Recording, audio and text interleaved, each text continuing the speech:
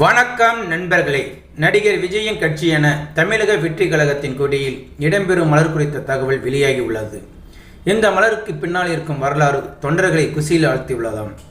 இது தொடர்பான வேலைகளில் கட்சியின் பொதுச் செயலர் புசி ஆனந்த் உள்ளிட்ட நிர்வாகிகள் தீவிரம் காட்டி வருகிறார்களாம். திருச்சி, மதுரை அல்லது சேலம் மாநாட்டிற்கு இடம் பார்த்தும் வருவதாக தகவல் வெளியாகி உள்ளதாம். இந்த நிலையில்தான் 3 வகையான கட்சி கொடிகளை உருவாக்கிய நிர்வாகிகள் அதனை விஜயிடம் கொண்டு சென்றதாகவும் அதில் தலைவர் விஜய் தேர்வு செய்வதை தமிழக வெற்றி கழகத்தின் கொடியாக இருக்கும் என்றும் கூறப்பட்டுள்ளது. அதிலும் குறிப்பாக 2 வண்ணங்களில் உருவாகும் கொடிக்கு இடையில் ஒரு மலர் இடம்பெற இருப்பதாக முக்கிய தகவல் வெளியாகியுள்ளது. பண்டைய காலங்களில் போரில் வெற்றி பெறும் அரசர்களுக்கு வாகை மலர் சூடப்பட்டது.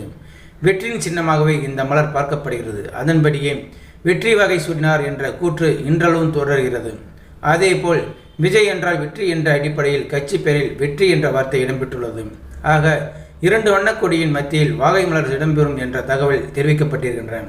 நடைபெற இருக்கும் முதல் மாநாட்டில் கட்சி கொடி, கொள்கை போன்ற அறிவிப்புகள் வரும் என்று சொல்லப்படுகின்றன. இந்த நிலையில் கட்சியின் செயல்பாடுகள் குறித்து முக்கிய நிர்வாகி ஒருவரிடம் கேட்டபோது, கோட் படம் வெளியான பிறகு தொடர்ச்சியாக கட்சி குறித்த முக்கிய அப்டேட்டுகள் வெளிவந்தபடி இருக்கும்.